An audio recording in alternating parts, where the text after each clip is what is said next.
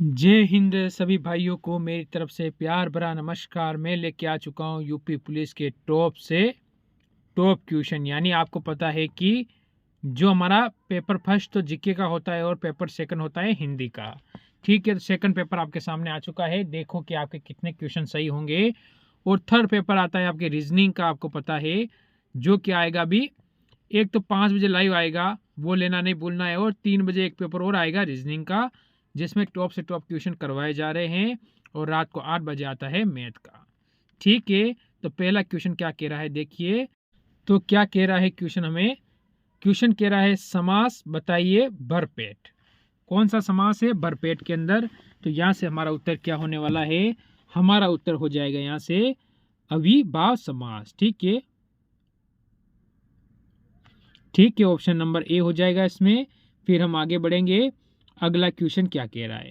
एक दिन बेटे बेटे ये बात अपने ध्यान में चढ़ी कि कोई कहानी ऐसी कहिए कि जिसमें हिंदवी छूट और किसी बोली का पुट न मिले। पंक्ति किस लेखक की है? उस लेखक का नाम आपको बताना है कि आखिरकार ये पंक्ति किस लेखक की है।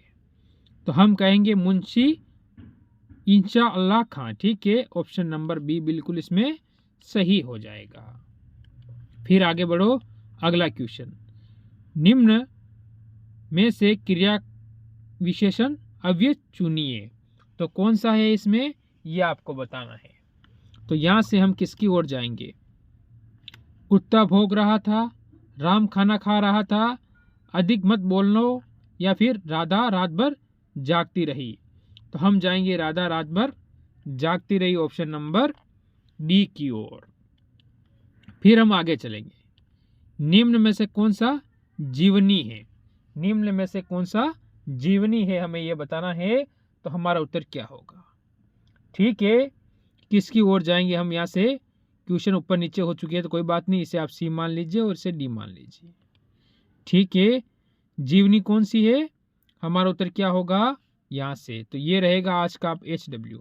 2 क्वेश्चन HW दूंगा, क्योंकि लास्ट में देता हूँ तो आप उत्तर कमेंट करते नहीं हो, चले जाते हो। पहले दिया और ये गद्यांश भी आया है। पढ़ो कि 43 से 45 पढ़िए। ठीक है, क्या कह रहा है। इस संसार में धन ही सब कुछ नहीं है। धन की पूजा बहुत कम जगहों पर होती देखी गई है। संसार का इतिहास उठाकर देखिए, उदाहरण ढूंढ ढूंढ कर सामने रखिए और आपका विदित हो जाएगा कि जिनकी हम उपासना करते हैं, जिनके लिए हम आंखें बिछाए तक तौर करते हैं, ठीक है, जिनकी स्मृति तरोताजा रखने के लिए हम अनेक तरह के स्मारक चिन्ह बनाकर खड़े करते हैं, ठीक है, उन्होंने रुपये कमाने में अपना समय नहीं बिताया था, बल्कि उन्हें ही कुछ ऐसे काम किए जिनकी क्या है, जिनकी महत्व हम रुपये से अधिक मूल्यवान समझते हैं। जिन लोगों के जीवन का उद्देश्य केवल रुपया बटोरना है, उनकी प्रतिष्ठा कम हुई है। अधिकांश देखो वास्तव में उन्हें किसी ने पूछा तक नहीं, उन्होंने जन्म लिया, रुपया कमाया और परलोक की यात्रा की। किसी ने जाना तक नहीं कि कौन थे। ठीक, फिर आगे देखो, और कहाँ गए। मानव समाज स्वार्थी अवश्य है, पर वह स्वार्थ की उपासना करना नहीं जानता। अंत में ही जिन्होंने अपने जीवन में अर्पित करते समय सच्चे मनुष्यत्व का परिचय दिया। गद्यांश का उचित शीर्षक आपसे पूछा है, इस गद्यांश का शीर्षक क्या है? तो यहाँ से आपका उत्तर क्या होगा? ठीक है, तो यहाँ से इस गद्यांश का शीर्षक क्या है? धन और मनुष्यता, ऑप्शन नंबर सी। ठीक है, बिल्कुल सही होगा। फिर आगे चलो। उपयुक्त गद्यांश के अनुसार संसार में किस तरह का मनुष्य की पूजा होती है? ठीक है, तो किस तरह के मनुष्य की पूजा होती है ये आपसे पूछा है। हम कहेंगे जो सच्चे मनुष्यत्व के लिए कार्य करता है, ऑप्शन नंबर डी, उसी की ही पूजा होती है। फिर आगे बढ़ो। अगला क्वेश्चन, धन की पूजा से क्या अभिप्राय है? धन की पूजा से क्या अभिप्राय है? 45 का उत्तर क्या होगा? तो आप क्या कहोगे इसके अंदर? धन की पूजा का अभिप्राय है धन कमाने वाले अधिक नाम नहीं कर पाता है। ऑप्शन नंबर बी हमारा बिल्कुल सही हो जाता है। फिर क्या करोगे? अगले क्वेश्चन की ओर जाओगे। ठीक है, ये आपके सामने शुद्ध शब्द छांटिए। शुद्ध कौन सा है वो आपको बताना है इसके अंदर। ठीक है, तो किसकी ओर जाओगे? ठीक है, अभयस्थ कहाँ लिखा हुआ है, कौन सा लिखा हुआ है, यह आपको बताना है क्वेश्चन नंबर 46 के अंदर। तो ऑप्शन नंबर सी बिल्कुल आपका सही हो जाएगा। फिर आगे बढ़ो। अगला क्वेश्चन, कौन सा शब्द तुर्की भाषा का नहीं है? बढ़िया क्वेश्चन, अच्छा क्वेश्चन है। ऐसा कौन सा शब्द है जो तुर्की भाषा का नहीं है? तो किसकी ओर जाओगे आप? तो फर्स्ट ऑप्शन की ओर जाओगे, पैगंबर। ठीक है, ऑप्शन नंबर ए आपका इसमें बिल्कुल सही है। आगे चलो, क्वेश्चन कह रहा है 48 नंबर, जल प्राण पुत्र किस शब्द के अनेकार्थ शब्द हैं? ठीक है, जल प्राण और पुत्र यानी तीनों कौन से शब्द के हैं यह आपको बताना है। तो यहां से आपका उत्तर क्या होगा? तीनों ही जीवन के हैं।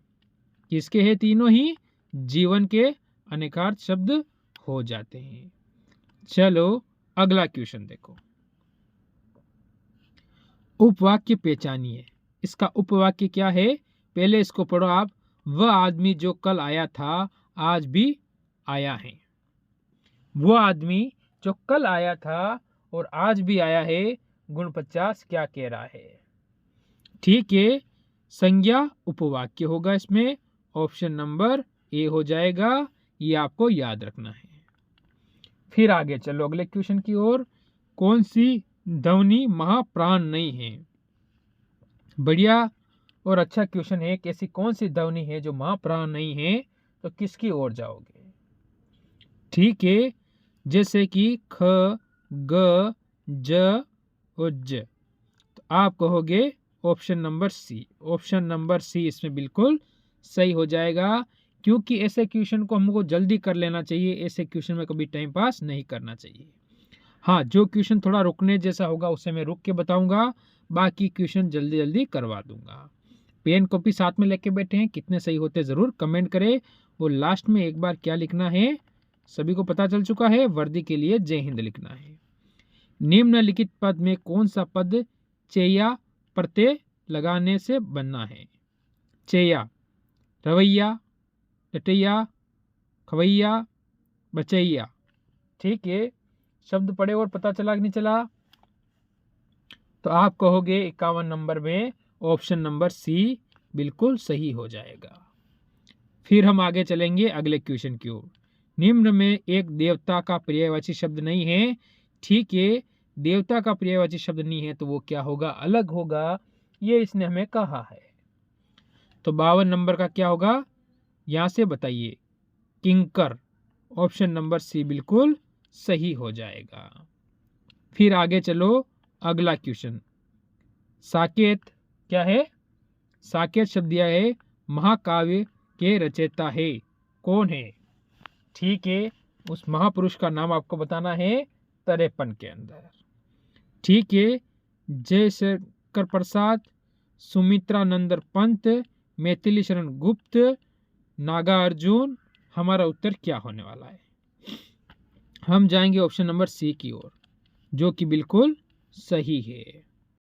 देखो क्वेश्चन क्या कह रहा है। क्वेश्चन कह रहा है गो प्लस चरती की वास्तविक संधि क्या होगी?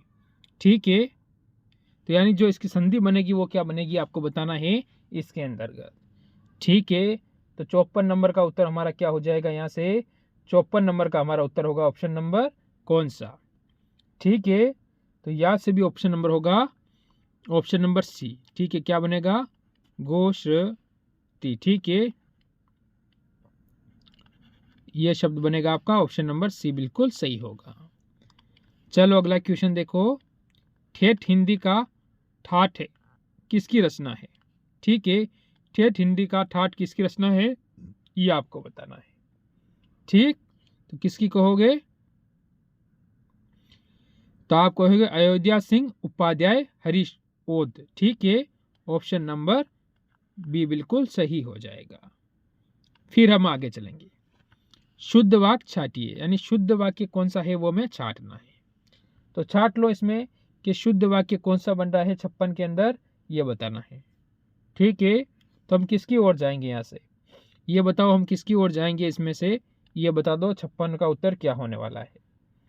ठीक है, तो हम जाएंगे उस वन में प्रातः काल एक दृश्य बहुत ही क्या है, सुहावना होता है। ऑप्शन नंबर सी बिल्कुल सही हो जाता है। आगे चलो अगले क्वेश्चन की ओर। क्या कह रहा है क्वेश्चन, किस शब्द में उपसर्ग नहीं है। ऐसा कौन सा शब्द है जिसमें उपसर्ग नहीं है, तो यानी हमारा उत्तर क्या होगा। ऑप्शन नंबर डी ओढ़ना, इसमें कोई ऑप्शन उपसर्ग नहीं होता है। फिर हम आगे बढ़ेंगे। निम्नलिखित में से स्त्रीलिंग शब्द हैं। ठीक है, इसमें से स्त्रीलिंग शब्द कौन सा है, यह आपको बताना है। 58 का उत्तर क्या होगा, स्त्रीलिंग। ठीक है, किन्नर अच्छा है, अच्छी है। अहिंसा अच्छा है, अच्छी। अहिंसा क्या है, आपका क्या हो जाएगा ऑप्शन नंबर यहां से 58 का बी। चलो अगला क्वेश्चन देखो। रत्नावली दोहा संग्रह किसके द्वारा रचा गया है। तो उसके किसके द्वारा रचा गया है, यह आपको बताना है। देखो प्रश्न में ही आपको उत्तर दिया हुआ है, प्रश्न में ही आपको उत्तर दिया हुआ है। अगर आप इस तरह से उत्तर पकड़ लेते हैं तो आपका बिल्कुल सही होगा ऑप्शन नंबर ए, बाकी कहीं जाने की जरूरत नहीं है। आगे चलो, लिंग बताइए। मनगढ़ंत, मनगढ़ंत में कौन सा लिंग है। ठीक है, तो आपका उत्तर यहां से क्या हो जाएगा, ये आपको बताना है इसके अंतर्गत। ठीक है, क्या हो जाएगा, तो जल्दी से बताइए इसके अंदर आपका उत्तर क्या होने वाला है। ठीक, 60 नंबर क्वेश्चन है ना। हाँ, तो इसका उत्तर क्या होगा ये बताओ। अभय लिंग, ऑप्शन नंबर सी हो जाएगा। आगे चलो अगला क्वेश्चन। वाक्यांश का एक शब्द बनाइए जिसके हृदय में ममता नहीं है। जिसके हृदय में क्या नहीं है, ममता नहीं है, यानी एक शब्द आपको बताना है। ठीक है, तो हम क्या कहेंगे यहां से, निर्हृदय। ठीक है, निर्हृदय। ठीक है, ऑप्शन नंबर डी बिल्कुल सही हो जाएगा। फिर आगे चलो अगला क्वेश्चन। किस वाक्य में विराम चिन्ह का उचित प्रयोग नहीं है, यानी विराम चिन्ह का उचित प्रयोग नहीं हुआ है किस वाक्य के अंदर। बाकी 3 में हुआ है, इसका मतलब 1 में नहीं हुआ है, तो हमें वो बताना है जिसमें नहीं हुआ है। तो हम क्या कह सकते हैं, प्रिय महाशय मैं आपका आभारी हूं। ऑप्शन नंबर विराम चिन्ह का सही उपयोग नहीं हुआ है बी में, डी में। ठीक है, फिर आगे चलो। क्या कह रहा है, निम्न में से महाप्राण व्यंजन कौन सा है। महाप्राण व्यंजन आपसे पूछा है, तो महाप्राण व्यंजन कौन सा हो जाएगा, आपको हो गया ऑप्शन नंबर सी, सी यानी ब हो जाएगा। ठीक, फिर आगे चलो अगले क्वेश्चन की ओर। निम्न में से अघोष वर्ण कौन सा है। अघोष आपसे पूछ लिया है, बता दो। तो आपके इन 4 में से क्या होने वाला है। ठीक है, क्योंकि मैं ऑप्शन पढ़ूंगा और वापस आपको बताऊंगा, इतना टाइम आपका ज़्यादा नहीं खराब करूंगा, तो इसमें आपको सिर्फ पता होना चाहिए ऑप्शन नंबर ए प बिल्कुल सही हो जाएगा। फिर हम क्या करेंगे, आगे की ओर बढ़ेंगे। निम्न में से कंठय वर्ण कौन सा है, जो कंठ के द्वारा उत्पन्न होता है वो वर्ण कौन सा है। ठीक है, तो कंठ के द्वारा जो उत्पन्न होगा उस वर्ण कौन सा होगा, ऑप्शन नंबर बी अ, जो कि कंठ में आता है, इसलिए कंठय वर्ण से हम कहते हैं। फिर आगे चलो अगला क्वेश्चन। निम्नलिखित में से रूढ़ शब्द है। रूढ़ शब्द कौन सा है, ये आपको बताना है इनमें से। ठीक है, तो किसकी ओर जाएंगे हम यहां से, जल्दी से बता दीजिए 66 नंबर का उत्तर। ठीक है, ऑप्शन नंबर सी नाक। नाक आपका बिल्कुल सही हो जाएगा। Option number C. देखो, रत्नाकर का संधि विच्छेद क्या होगा। रत्नाकर शब्द दिया हुआ है आपको, इसका संधि विच्छेद आपको बताना है। शब्द दिया हुआ है हमें रत्नाकर, ठीक, इसका संधि विच्छेद करना है आपको। तो यहां से टूटेगा यह शब्द, ठीक है। रत्न प्लस आकर, रत्न प्लस आकर, यानी ऑप्शन नंबर ए बिल्कुल इसमें सही हो जाएगा। फिर आगे बढ़ो, अगला क्वेश्चन देखो, प्रतिमान में समास है। प्रतिमान में समास कौन सा है। एक क्वेश्चन मैंने SW दिया था आपको, अब एक और बाकी है, वो आगे दूंगा, अभी देख लेना कि उसका उत्तर भी क्या होगा, कमेंट करना है। तो हमारा उत्तर इसमें क्या हो जाएगा, अभिभाव। अभिभाव ऑप्शन नंबर बी हो जाएगा। फिर हम आगे बढ़ेंगे, क्या कह रहा है, भलाई में पढ़ते हैं। भलाई, लाई, क्या पढ़ते होगा, भलाई, लाई। तो हमारा उत्तर इसमें क्या होगा, कौन सा पढ़ते हैं ये आपको बताना है।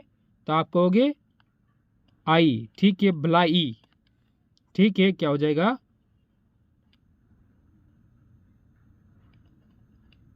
भलाई, ठीक है, भलाई पढ़ते इसमें हो जाता है। आई यानी ऑप्शन नंबर बी हो जाएगा। कौन सा होगा, बी। आगे बढ़ो, अगला क्वेश्चन, निम्न में से कौन सा शब्द तत्सम है। तत्सम शब्द कौन सा है ये आपको बताना है। तो यहां से आपका उत्तर क्या होगा, तो आप कहोगे आलस्य, आम, आग या आसरा। तो आपको तत्सम शब्द हमसे पूछा है, तो आलस्य, आलस्य यानी आलस्य, आलस्य खाते हो, आलस्य क्या है, तत्सम शब्द है। निम्न में से तद्भव आपसे पूछा है, ठीक है। तो हमारा उत्तर क्या होगा, इसमें क्या पूछा था हमसे, तत्सम पूछा हुआ, इसमें तद्भव। दोनों साइड के शब्द आपसे पूछ लिए गए हैं, तो इसमें अपना उत्तर क्या दोगे, ऑप्शन नंबर डी, छत। क्या होगा, छत। फिर हम आगे बढ़ेंगे अगले क्वेश्चन में, निम्न में से कौन सा शब्द देशज है। कौन सा शब्द क्या है, देशज है, इनमें से आपको बताना है। तो किसकी ओर जाओगे आप, यहां से जल्दी बताओगे, किसकी ओर जाओगे यहां से। ऑप्शन कौन सा हो सकता है आपका यहां से, तो यहां से होगा ऑप्शन नंबर सी, खिड़की, ठीक है, खिड़की आपका बिल्कुल सही होगा। देशज शब्द है, ये आपको ध्यान रखना है। फिर अगला क्वेश्चन, निम्न में से विदेशी शब्द कौन सा है।